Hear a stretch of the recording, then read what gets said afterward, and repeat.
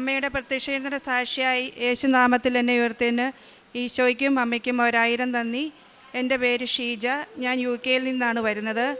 2022 ഞാനൊരു senior care വിസയിലാണ് UK-യിലേക്ക് പോയത്. എനിക്കൊരു 15 വർഷത്തെ ഗ്യാപ്പ് ഞാൻ ബേസിക്കലി ഒരു നേഴ്സാണ്. എനിക്കൊരു 15 വർഷത്തെ ഗ്യാപ്പ് എൻ്റെ കരിയറിലുണ്ടായിരുന്നു. ഞാനവിടെ സീനിയർ കെയർ വിസയിൽ പോയി. കുറച്ച് നാളുകൾക്ക് ശേഷം എൻ്റെ കൂടെ ഉണ്ടായിരുന്ന ഫ്രണ്ട്സ് എന്നോട് അവർ CBT ആദ്യത്തെ കടമ്പെന്ന് പറഞ്ഞ CBT എക്സാം ആയിരുന്നു. അവരെന്നോട് CBT എക്സാം എഴുതണമെന്ന് പറഞ്ഞു. ഒത്തിരി നിർബന്ധിച്ചതിന് പ്രകാരം, കാരണം ഞാനിതൊന്നും വേണ്ട, എനിക്ക് എന്നെക്കൊണ്ടൊന്നും പറ്റില്ല എന്നൊരു തീരുമാനത്തിലെത്തിയായിരുന്നു നിന്നിരുന്നത്. അവരുടെ നിർബന്ധപ്രകാരം ഞാൻ CBT എക്സാം എഴുതി. ഞങ്ങൾ CBT എക്സാം പ്രിപ്പയർ ചെയ്തത് തനിയായിരുന്നു. അന്നേരം മുതൽ ഞാൻ എന്നും പ്രാർത്ഥിക്കുമായിരുന്നു. കാരണം എനിക്ക് ഒരു മെറിറ്റും ഇല്ല, ഞാൻ വെറും 0 ആയിരുന്നു. അങ്ങനെ ഞാൻ CBT എക്സാം എഴുതി. മോക്ക് ടെസ്റ്റ് ചെയ്യുമ്പോൾ എനിക്ക് നല്ല മാർക്കൊക്കെ ഉണ്ടായിരുന്നു. പക്ഷേ എക്സാം ഡേറ്റിൽ അവിടെ ചെന്നിരുന്ന് കഴിഞ്ഞപ്പോൾ എനിക്ക് ഒരൊറ്റ ആൻസർ പോലും അറിയത്തില്ലായിരുന്നു. 3 മണിക്കൂറത്തെ എക്സാം ഞാനൊരു 1.5 മണിക്കൂറായപ്പോഴത്തേനും എഴുതി തീർത്തു. ബാക്കി 1.5 മണിക്കൂർ ഞാൻ അവിടെ ഇരുന്നു. അപ്പോൾ എൻ്റെ ഒരു ഫ്രണ്ട് അടുത്തിരിപ്പുണ്ടായിരുന്നു. ഞാൻ വിചാരിച്ചു അവൾ പോകുമ്പോൾ എഴുന്നേറ്റ് പോകാം എന്ന വിചാരത്തിൽ ഞാൻ അവിടെ ഇരുന്ന് വിശ്വാസപ്രമാണവും പ്രത്യക്ഷീണ പ്രവർത്തനയും മാറി ഞാൻ 1.5 മണിക്കൂറോളം അവിടെ ഇരുന്ന് ചൊല്ലി. അത് കഴിഞ്ഞ് ഞാൻ സബ്മിറ്റ് ചെയ്യുന്നതിന് മുമ്പ് വിശുദ്ധ ഉപ്പെടുത്ത് ഞാൻ കമ്പ്യൂട്ടറിൽ കുരിശ് വരച്ചതിന് ശേഷമാണ് എനിക്ക് അമ്മയല്ലാതെ വേറെ നിർവാഹമില്ല, ഞാൻ വെറും 0 ആയാന്നും പറഞ്ഞ് പ്രാർത്ഥിച്ചതിന് ശേഷം കുരിശ് വരച്ചതിന് ശേഷമാണ് ഞാൻ സബ്മിറ്റ് ചെയ്തത്. അതിനുശേഷം ഞാൻ ഓൾറെഡി പുറത്തിറങ്ങിക്കഴിഞ്ഞപ്പോൾ എൻ്റെ ഫ്രണ്ട് ഓൾറെഡി അവിടെ നിന്ന് എഴുന്നേറ്റ് പോയി എന്നെ വെയിറ്റ് ചെയ്ത് പുറത്ത് വെപ്പുണ്ടായിരുന്നു. അപ്പോൾ തന്നെ ഞങ്ങൾക്ക് റിസൾട്ട് അറിയുമായിരുന്നു. എൻ്റെ റിസൾട്ട് കിട്ടിയപ്പോൾ മാതാവിൻ്റെ അനുഗ്രഹത്താൽ ഞാൻ ഫസ്റ്റ് അറ്റംപ്റ്റിൽ തന്നെ CBT പാസ്സായി. വീണ്ടും ഓസ്കി എന്നൊരു എക്സാം കൂടി ഉണ്ടായിരുന്നു. അതും ഞാൻ 5-6 മാസങ്ങൾക്ക് ശേഷമാണ്, അതും വേണ്ട, എന്നെക്കൊണ്ട് പറ്റില്ല, എനിക്ക് കിട്ടില്ല എന്ന് വിചാരിച്ച് തന്നെ എഴുതിയപ്പം അവരും വീണ്ടും നിർബന്ധിച്ചു. അവരെഴുതിയപ്പോൾ ചേച്ചി എഴുതെന്നും പറഞ്ഞ് എന്നെക്കൊണ്ട് നിർബന്ധിച്ചു. ഞങ്ങൾ 3 ദിവസത്തെ ഓഫ്ലൈനായിട്ട് ക്ലാസ്സും ബാക്കി 2 ആഴ്ചത്തെ ഓൺലൈൻ ക്ലാസ്സുമായിരുന്നു. അതിനു മുമ്പ് എക്സാം എഴുതാൻ പോയപ്പോൾ ഞാൻ റൂമിൻ്റെ പുറത്ത് തൈലവും നെറ്റിയിൽ പുരട്ടി അമ്മയുടെ കാശുരവും എൻ്റെ കൈ മുറുകെ പിടിച്ചാണ് എക്സാമിന് പോയത്.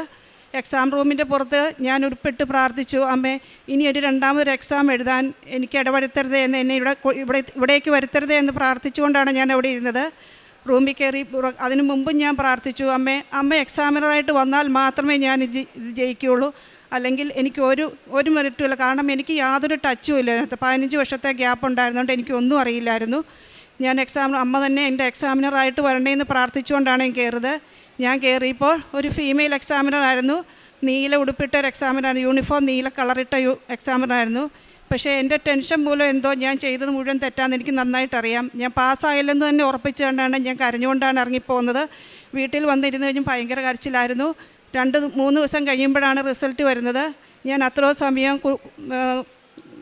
ജപമാലയും മാതാവിൻ്റെ പ്രത്യക്ഷീകരണ പ്രാർത്ഥനയും മാറി ഞാൻ ചൊല്ലിക്കൊണ്ടിരുന്നു. 3 ദിവസം കഴിഞ്ഞ് ഞങ്ങൾക്ക് 10 സ്റ്റേഷനാണ് ഉണ്ടായിരുന്നത്. 3 ദിവസം കഴിഞ്ഞ് റിസൾട്ട് വന്നപ്പോൾ ഞാൻ ഓസ്കി പാസ്സായി. അമ്മയ്ക്കും തിരുക്കുമാരനും 1000 നന്ദി പറയുകയാണ്. കാരണം not by merit but by grace. എനിക്ക് യാതൊരു 0-യിൽ നിന്നാണ് ഞാൻ ഇവിടുന്ന് പോയത്. അത് കഴിഞ്ഞ് കുറച്ച് ആളുകൾക്ക് ശേഷം എൻ്റെ പിൻ നമ്പർ വന്നു. പിൻ നമ്പർ വന്ന് 1 മാസത്തിനുള്ളിൽ തന്നെ ഞാൻ ജോലി ചെയ്തെടുത്ത് എനിക്ക് നേഴ്സായിട്ട് ജോലി ലഭിക്കുകയും ചെയ്തു. പിന്നെ അവിടുത്തെ ഞങ്ങൾ വാടകയ്ക്കായിരുന്നു താമസിച്ചുകൊണ്ടിരുന്നത്. അവിടെ ഞങ്ങൾക്ക് ഭയങ്കര റെൻറ്റ് ഭയങ്കര കൂടുതലായിരുന്നു. അപ്പോൾ ഞങ്ങളൊരു വീട് വേണമെന്ന് ആഗ്രഹിച്ചിരുന്നു. വീട് ഞങ്ങൾ നോക്കാൻ തുടങ്ങി. ഞങ്ങൾ പോയിട്ടിപ്പോൾ 4 വർഷമാകുന്നു. കഴിഞ്ഞ 5-6 മാസങ്ങൾക്കും ഞങ്ങൾ വീട് നോക്കാൻ തുടങ്ങി. വീട് നോക്കുന്നതിന് മുമ്പ് തന്നെ ഞാൻ പ്രാർത്ഥിച്ചിരുന്നു, അമ്മയ്ക്കും തിരുക്കുമാനും ഇഷ്ടമുള്ളൊരു വീട് ഞങ്ങൾക്ക് കണ്ടെത്തി തന്നെ. അങ്ങനെ ഞങ്ങൾക്കൊരു വീട് അവിടെ ശരിയായി. ഞാൻ തിങ്കളാഴ്ച 3-ാം തീയതിയാണ് പോകുന്നത്. അന്ന് തന്നെ ഞങ്ങൾക്ക് വീടിൻ്റെ കീയും കിട്ടും. അമ്മയ്ക്കും തിരുക്കുമാനും 1000 നന്ദി. പ്രേക്ഷിത പ്രവർത്തനമായിട്ട് ഞാൻ ഇവിടുത്തെ അച്ഛൻ്റെ സാക്ഷി അന്ന് തന്നെ ഡ്യൂട്ടി, ഞാൻ നൈറ്റ് ഷിഫ്റ്റാണ് എപ്പോഴും ചെയ്യുന്നത്. അന്ന് തന്നെ പറ്റിയില്ലെങ്കിലും 1-2 ദിവസത്തിൽ ഞാൻ അച്ഛൻ്റെ ധ്യാനം എന്നും കൂടാറുണ്ട്. എല്ലാ സമയവും സാക്ഷ്യങ്ങൾ, ഡ്യൂട്ടി സമയത്ത് നൈറ്റാണ്ട് എനിക്ക് സമയം കിട്ടും. അപ്പോൾ സാക്ഷ്യങ്ങൾ കേൾക്കും, കൊന്ത ചെല്ലും. പിന്നെ രാവിലെ വന്ന് കിച്ചണിൽ പണിയുമ്പോഴൊക്കെയാണ് ഞാൻ സാക്ഷ്യങ്ങൾ കേട്ടുകൊണ്ടിരിക്കുന്നത്. അതെല്ലാവർക്കും ഷെയർ ചെയ്യും. കാണുന്നവരോടൊക്കെ എനിക്ക് കിട്ടിയ അനുഗ്രഹത്തെക്കുറിച്ച് പറയാറുണ്ട്. പിന്നെ കാരുണ്യ പ്രവർത്തികളായിട്ട് എൻ്റെ സാലറിയുടെ ഒരു വിഹിതം അർഹതപ്പെട്ടവർക്ക് ഞാൻ കൊടുക്കാറുണ്ട്. പിന്നെ അവിടെ ഞങ്ങൾക്ക് പറ്റുന്ന പോലെ ഞങ്ങളെല്ലാവരും സഹായിക്കാറുണ്ട്. പിന്നെ എൻ്റെ ആത്മീയ ജീവിതത്തിൽ ഞങ്ങൾ കുടുംബ പ്രാർത്ഥന ഒരിക്കലും മുടക്കാറില്ല. എത്ര സമയം കിട്ടിയാലും ഞങ്ങൾ ഞായറാഴ്ച പള്ളിയിൽ പോകാൻ പറ്റാത്തതുകൊണ്ട് ശനിയാഴ്ചയാണ് പള്ളി വൈകുന്നേരത്തെ, കാരണം നൈറ്റ് ഷിഫ്റ്റ് ഉള്ളതുകൊണ്ട് രാവിലെ ഒന്ന് പോകാൻ ബുദ്ധിമുട്ടായതുകൊണ്ട് പള്ളിയിൽ പോയിട്ട് വന്നു കഴിഞ്ഞാലും ഓടി വന്ന് കുടുംബ പ്രാർത്ഥന ചൊല്ലിയിട്ട് മാത്രമേ ഞാൻ ഡ്യൂട്ടിക്ക് പോകാറുള്ളൂ. അങ്ങനെ അമ്മയ്ക്കും തിരുക്കുമാരനും തന്ന എല്ലാ അനുഗ്രഹത്തിനും അമ്മയ്ക്കും തിരുക്കുമാരനും 1000 നന്ദി ഞാൻ പറയുകയാണ്. സങ്കീർത്തനങ്ങൾ 143 10 മുതലുള്ള വാക്യങ്ങൾ. അങ്ങയുടെ ഹിതം അനുവർത്തിക്കാൻ എന്നെ പഠിപ്പിക്കണമേ, എന്തെന്നാൽ അവിടുന്നാണ് എൻ്റെ ദൈവം. അങ്ങയുടെ നല്ല ആത്മാവ് എന്നെ നിരപ്പുള്ള വഴിയിലൂടെ നയിക്കട്ടെ. പരിശുദ്ധ അമ്മയുടെ പ്രത്യക്ഷീകരണ സാക്ഷിയായിട്ട് ഷീജ ജോസഫ് UK തൻ്റെ അനുഭവ സാക്ഷ്യം നമുക്ക് മുമ്പിൽ പങ്കുവെക്കുകയായിരുന്നു.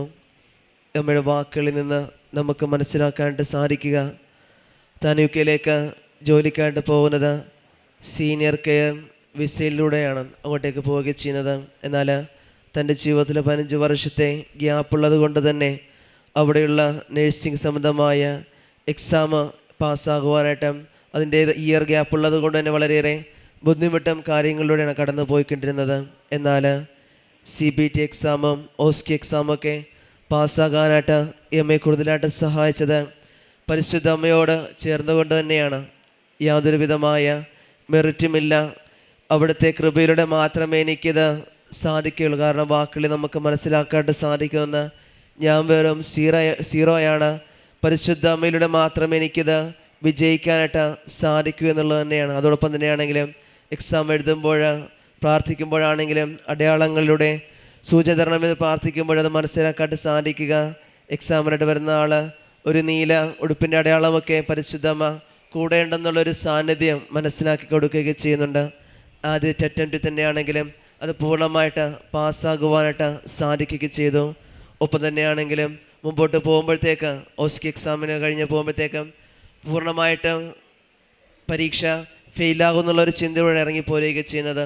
എന്നാൽ തുടർന്നുള്ള പ്രാർത്ഥനയാണെങ്കിലും പ്രാർത്ഥനയോട് ചേർന്നാണെങ്കിലും ഈ അമ്മയ്ക്ക് നല്ലൊരു വിജയം നൽകി പരിശുദ്ധം അനുഗ്രഹിക്കുകയും എവിടെയാണോ ജോലി ചെയ്തിരുന്നത് അവിടെ തന്നെ സീനിയേഴ്സായിട്ട് ആ ഒരു കെയർ ഹോമിൽ തന്നെ ജോലി ലഭിക്കുകയും ചെയ്തു.